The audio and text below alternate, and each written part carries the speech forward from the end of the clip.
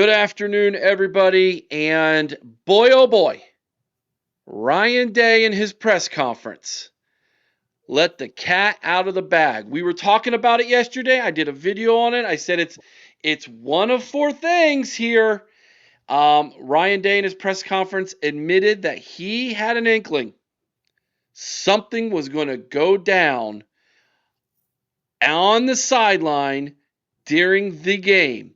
Our insider, Buck Vader, over on our Patreon. If you don't need a better reason to be a part of Patreon, Buck Vader on Patreon let everybody know this up front behind the paywall. Hey guys, Ohio State is thinking they were tipped off. Somebody was going to do something on the sideline in Ann Arbor. We made the video yesterday, and then today Ryan Day takes the podium during the press conference, and he lets the cat out of the bag. I'm Eric Boggs, a.k.a. The Podfather. I'm joined by my co-host, The Wild Man, and special today joining us is the Illuminati podcast host herself, recruiting extraordinaire. Mika is with us as well as we break this news to all of you. Let's play for all of you the audio clip from today's press conference where Ryan Day was asked a question by Doug Lesmerises. Shout out Doug Lesmerises for having the stones to ask the question. Ryan Day gives a great, Bill Landis was the one. Bill Landis asked the question. Ryan Day answers it in a very interesting way. And Doug did the follow-up. And then Doug Lesmerises, two questions later, follows up, and Ryan Day kind of gives an answer that was politically correct. Let's admit that. He smirks. The entire press conference laughs at the answer. We'll give our 2 cents on why that was, but here you go. This is Ryan Day during the press conference. Question from Bill Landis about the communications going down on the sideline in Ann Arbor, and then Ryan Day's response. Incredibly interesting stuff. Here we go. Ryan, it was said on the television broadcast that you guys had lost communications. I don't know if it was only coach to player, if it was coach to coach or across the board, but how did you guys navigate that? Was Brian still able to call plays? Did you have to call plays for a moment? Just how did you work through that? Yeah, we lost communication there in the second half. But the good news was that earlier that week, I thought there may be an inkling that may happen, so we had a plan for it. We had a wristband plan, and then we would bring Julian over, and I was just getting us through it until we get the headsets back up and running, which took a little while to get done. But yeah, just by chance, we had a plan for it, and so we were ready to go when it happened. All right, let's see here. Back to this one. Chris, I will let you go first. Mika, you can put your 2 cents in after Chris is done. Okay. Ryan Day dropped the bomb right there that they knew in advance. Guys, I don't know what in the world these guys are thinking up there. You just got out of one of the biggest cheating scandals in history. You got away with it. And then you go and do something this stupid. Monumentally stupid. Why? I don't get it. You were exposed. You were embarrassed. You were punished, but you were still victims because you didn't get what you deserved. You get away with it, and now you do this. I don't know how the NCAA and the Big Ten do not absolutely just crush these guys for this, because this is insane. Thank goodness for Ryan Day. Thank goodness to whoever tipped them off. Thank goodness to Brian Hartline and Day for putting together that plan to get us through this. And that is the most interesting part, is they knew enough about what was going to happen, which meant something was leaked out of Michigan that it was going to happen, that they had a contingency plan in place for exactly this situation. And they had their plan in place, but you know who didn't? The other team. The other team didn't have a plan, and it backfired on them because they had to shut down their comms too. I don't know, Eric. I'm taken back by the whole thing. Mika, your thoughts? It's tremendous arrogance is what it is, to get basically get caught, get away with it, and then have the unmitigated goal to do something like this again. It's just sheer arrogance. It's lack of integrity. I don't want to hear anything about Michigan man integrity ever again. Ever again. This is embarrassing for them. I don't want to hear their fans talk about how they're victims anymore. Not even one word. One word. Or I'm going off. I will go into my TG mode. Like you have you have two of us. Like I'm done. I'm done. This is ridiculous.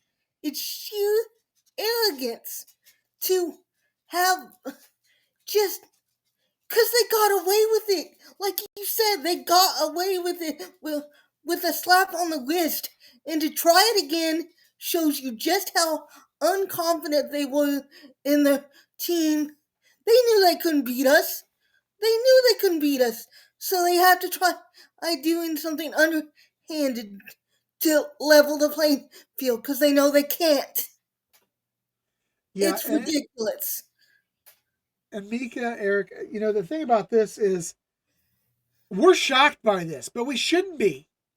Right. Because this is a fan base and a team and a culture that worships Connor Stallions. Right. I'm not shocked. I'm not shocked at all. This does not shock me at all. They have undermined the integrity of this game for too long, and it's about time for the NCAA to grow some. I'm gonna go teeth because don't want to get us to be demonetized. So I'm gonna say teeth, grow some teeth, and take them down. Take them down. They have to. They have no choice.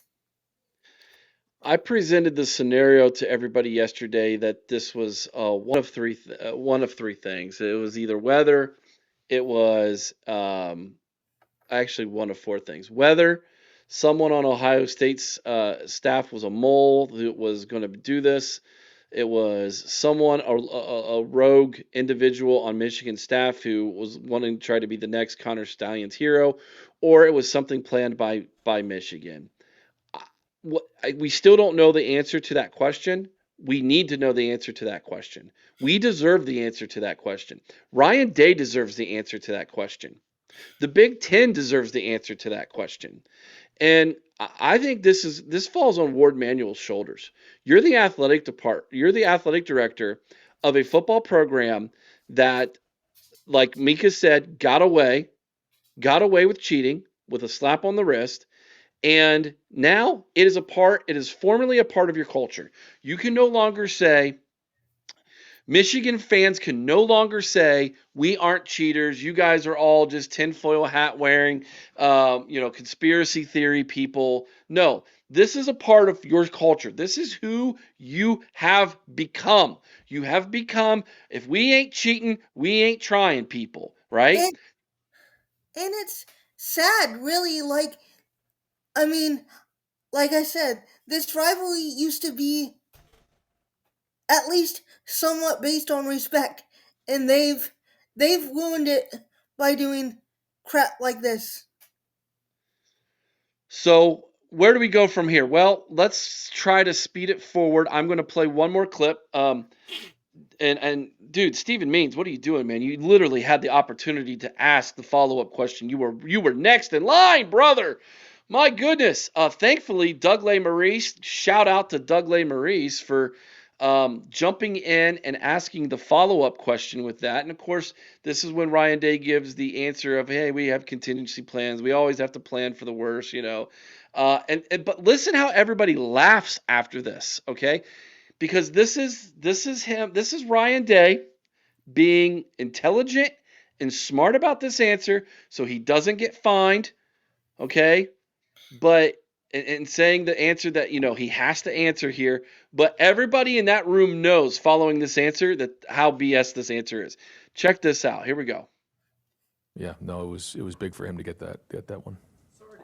inkling? Why did you have that inkling? Oh, we're just ready for everything. Yeah, you just got to be ready for anything. And when you go into any big game, you're always trying to put contingency plans in place for anything that could possibly happen. And so, that was in here on Friday, and I think some of the guys in the staff were looking at me sideways, like, "Why would you think that would happen?" I said, I don't know. We just got to be ready and be ready for anything." It's funny how your mind works. Oh, now I saw he winked at him. He Yes. winked at him. I just love, you can hear the smirk, you can hear the twinkle in his eye. That was his gotcha moment. Yeah, Mika, you are 100% right. And yet he almost, when he said any game, at first I think he was going to say, when you going to play them, but he switched that conversation. He didn't want that narrative to be a direct attack. He wanted to be subtle. He wanted to let you know that we expect anything versus these guys. And, these guys are going to do anything they can to win, just like Jim Harbaugh said. We're expecting anything. We know they're going to be underhanded. We know they're going to cheat. And that wink, Eric, that wink says more than 1,000 words. Yeah, I love it. I love how you don't even need to really see the video to hear the little smirk and the nudge, like, gotcha moment for him. And we got him. Wow. Well, this is obviously not a story that's going to be going away. I thought after yesterday we would be lucky to hear anything else. There were rumors swirling yesterday all over the internet about Sharon Moore. Apparently what he has done. I'm not going to touch that with a 10-foot pole because I don't know if that's just made up stuff or not. And if it's not, you got other people involved in that situation. And quite frankly, if it is made up, the people who are reporting on it should be ashamed of themselves because that's some really bad stuff. But this happened. This isn't made up, or we're not sure if it's a rumor or not. This happened. You can find the video evidence of them. There are Michigan people on Ohio State sideline where communications went down. There's an argument that takes place between Ohio State officials, Michigan officials.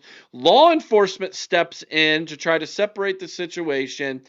Thankfully, Ryan Day was tipped off somehow from someone that this was going to go happen. And after that answer, that little wink to the question back to Doug said, we got him. We got him. I'm sorry. You all can call me a crazy conspiracy theory all you want, but this validates the last 2 years of Ohio State fans telling the rest of college football world how these people have cheated. They've cheated the game. They have cheated the conference. They have cheated other teams and players. They have cheated you as fans. They need to be held accountable for this. And I'm not talking about another slap on the wrist from the NCAA after you pay them off again. This is a cheating program. And if you all want to leave the Big Ten, good. You don't deserve Ohio State. You do not deserve this conference. My gosh, what a horror. I would be embarrassed. I would be embarrassed to be a fan of that school if that's the kind of culture that you all permeate up there in Ann Arbor. Chris, your last thoughts. As mad as I am, Eric, Mika's right. We shouldn't be surprised by this. It's just more of the same. It's what Michigan does. It's the Michigan cycle.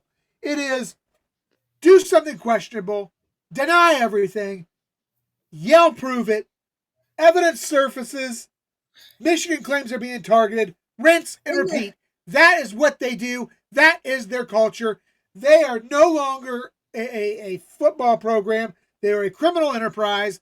They are a joke. They are an embarrassment to this conference. They're an embarrassment to their own university. They're an embarrassment to all of college football. And something has to be done now. They're a cancer to the game. They need to be removed like a tumor. Well, folks, I'm sure that Mika is going to have more of this for us over on her podcast, the Illuminati podcast. You can catch that over on our Patreon channel, by the way, everybody. So make sure you're subscribed to Patreon.